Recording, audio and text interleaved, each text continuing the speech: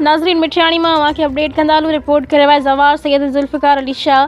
सिंध जे ॿियनि शहरनि वांगुरु मिठियाणी वेझो ॻोठ करड़ ख़ान भट्टी में भी ईद मिलादुन नबी करीम सल्लल्लाहु अलैहि वसल्लम जो जश्न वॾे अक़ीदत ऐं एहतराम सां मल्हायो वियो।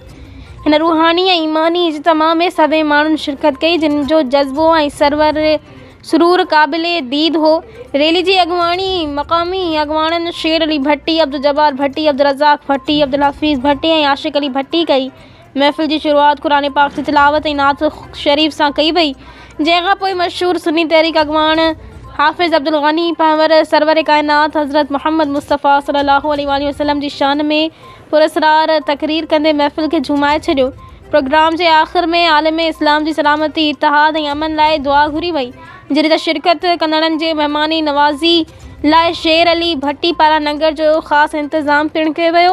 अहिड़े क़िस्म जा मज़हबी प्रोग्राम न सिर्फ़ अक़ीदत जो इज़हार आहिनि, पर माण्हुनि में भाईचारे ऐं अमन जो पैगाम पिणु आम कनि था।